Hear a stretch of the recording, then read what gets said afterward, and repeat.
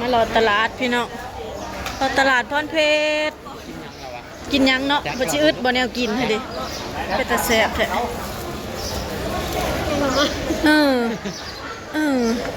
คือเป็นตาแซ่บแท้แกงหน่อไม้นะแกงหน่อไม้ถุงละ50 บาทนี่ของโปรดเฮานี่ก็พะเนียมบักม่วงกินไหมจ๊ะ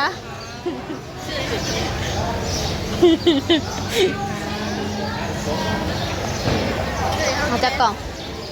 เอา2เอาบาบิน2บัดสิเมื่อจังสิมาซื้อมาตอนพ่อใหญ่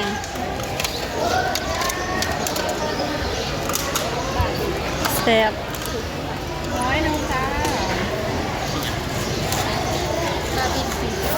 ขนมบาบินได้แล้วของโปรดซื้อแนวกิน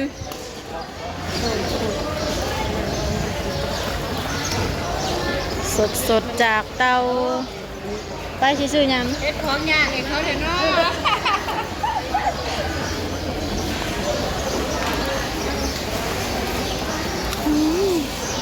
แกงหน่อไม้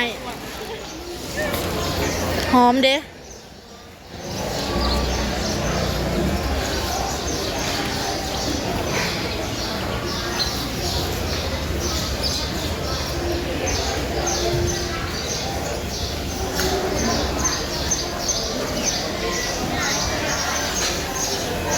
เฉียด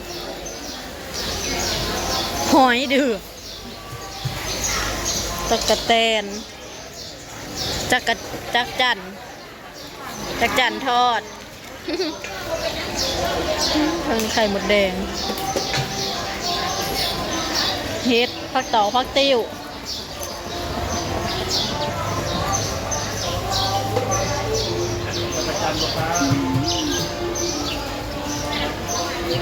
หมักกระบก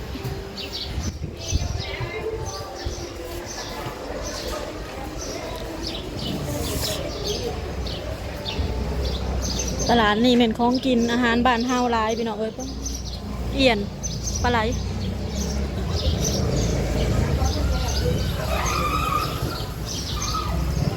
ผักโม่ใหญ่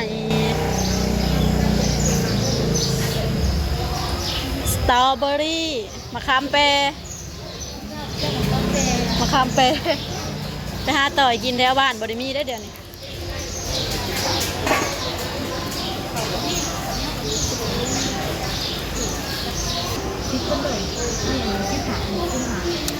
เอายังหนู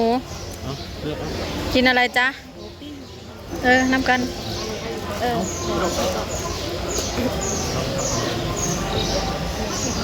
แค่เด็กกินอะไรถึงเลยซื้อมา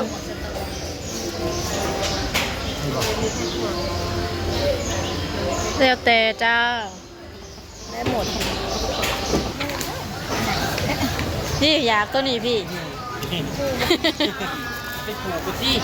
วันไหนหอยนะเป็นไหมคะสั่งได้จ้าสดชื่อมาฝากพ่อใหญ่ทน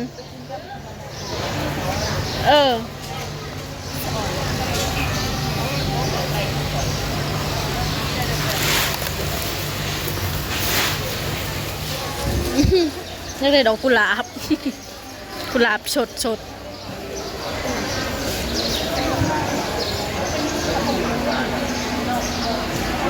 ฮะ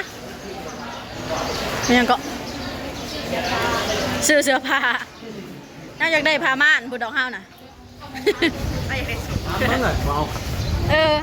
ถามเบิ่งเงินบ่พอเลยบีมีธนาคารอยู่มีธนาคารส่วนตัวอยู่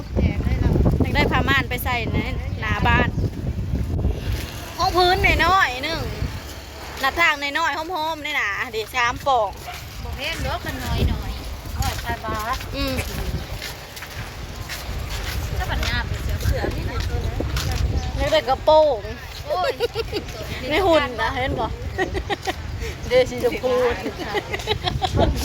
ละขี้ดิน เอาไปใส่นอนเหรอก ระตาอยากว่าไปเหยียบบนหุ่นตัวเองอยู่เรื่อง โบราณกิน บอกกับบาเผาเทติบอกกับบาเผาเทได้หันสมานนะ ถูกนี่เด็กประมาณ ฮะกระโปรงข้าวเอาซื่อๆก็ชิกาใส่ผืนละ170แต่คือมันกระกวงยังไง อืม นี่เด้อ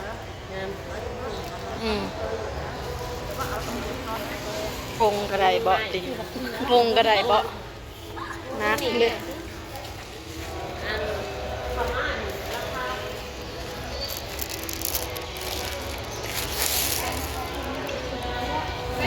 ใช่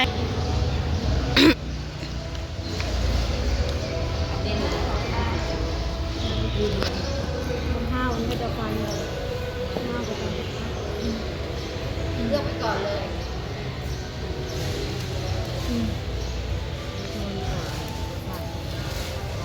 อันนี้มันแพง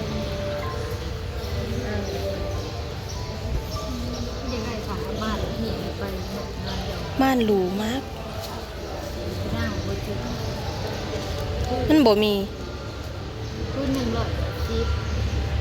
จองพื้น1ซื้อ ซ้ มันเป็นถูก ำซื้อมาตีใส่บัน ผู้นาค่ะ บ่มีหน้าต่างให้ติด ไม่มีหน้าต่างให้ติด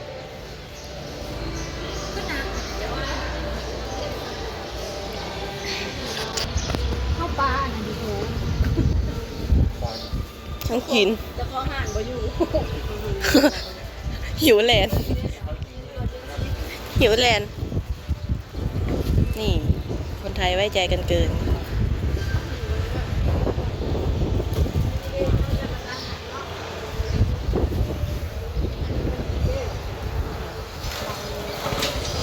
โอ้ย มันจะคือหามเอาไว้เลยยังฝ่ายอยากกินเลยเป็นวัดเลยจะเป็นเหลือกกับโออ๋อ พี่ชาวี เออเป็นเหลือกสูตร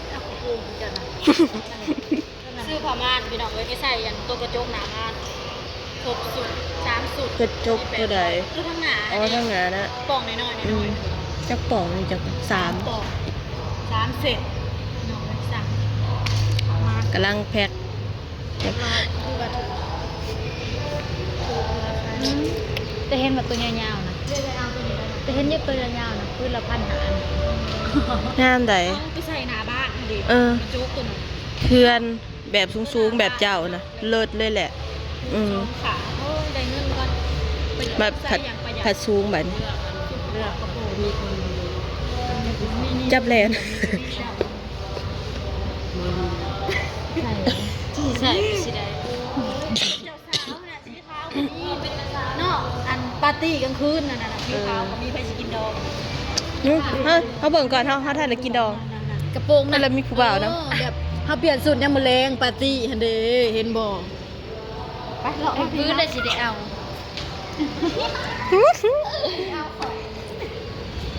อยากได้ ซื้อให้เขาแน่เขาไม่มีเงิน สุดงาม เขาไม่มีเงิน ๆกับบุ้มีคือกันยืมไว้บี้เดี๋ยวนี้ ยืมอีกได้บ่งามเด้ กระเป๋า โอ้ยจะไหนสั่งกินดีแท้เนาะ ชุดไม่ได้ชุดงามๆบ่ดี งาม เออ สวยมาก งามมาก น่ะเหมาะแก่น้องฟ้ามากเลยน่ะ อ้ายสวย แม่น้องฟ้าเนาะพอดีน้องฟ้าใส่งามนี่ สวยเขาเนี่ย น่ะบี้100 งามเขาอยากได้อะไรเลยเออ งามได้ฟ้านี่นะ สวยเขาเนี่ยเขาบ่มีเงิน เงินอยู่น้ำอีแม่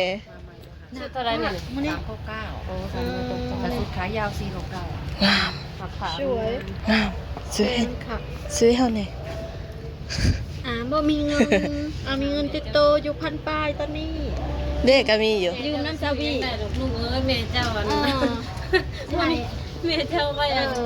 ซื้อของกินแล้วมีเงิน1,000 ใช่แม่แก้วอยู่1,000เอาก็ได้ มีแต่ชุดที่ฉันชอบทั้งนั้นเลย แต่ฉันไม่มีตังค์ มาดีหน้าเลยคือจนนี่เสื้อสาวคือ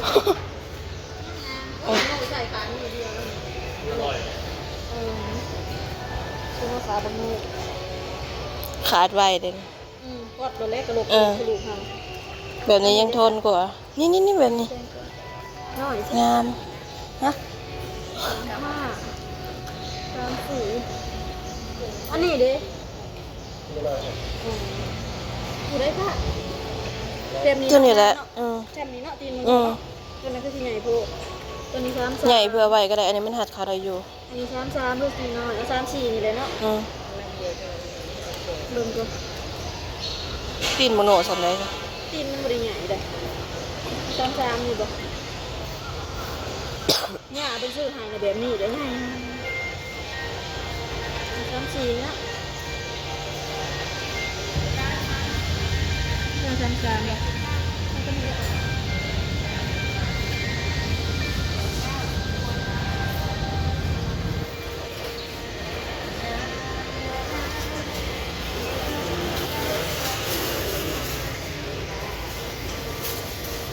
แม่ลูกชาย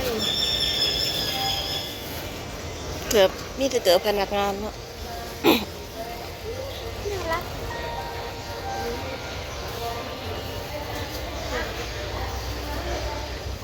ตอนนี้แม่เฮากลับมาเลยพี่น้องกลับมาฮอดฝั่งบ้านเฮาแล้วลมพี่น้องเอ้ยน้ำพองกันไทยแมบก็บัดนี้เพราะว่าเช้านี้เฮาขี่เรือมาจากบ้านมันลมมันน่ะนะเรือลำน้อยเฮาก็เลยจ้างเรือคิวเขาจะเอามาส่งเรือลำใหญ่ขามมาฝั่งบันดาลแต่ว่ายังบ่มีรถเมือยังบ่มีรถหารถเกิดปานนี้กับอันนั้นกับแม่พางเป็นคนเฝ้าใครดอกพี่น้องเอ้ยอยู่น้ำมอสะดวกสบายเบิดซุแนวเฮาก็กลับมาก่อนไปเยี่ยมให้กำลังใจแม่แก้วทางเบิ่งอาการอีกประมาณจากมือหา6 มื้อเนาะหมอไว้6 มื้อคันหันลูกได้ย่างได้ปกติทุกอย่างถอยกลับบ้านจ้าเอาลูกๆหลานๆก็พากันไปให้กำลังใจนะเว้ย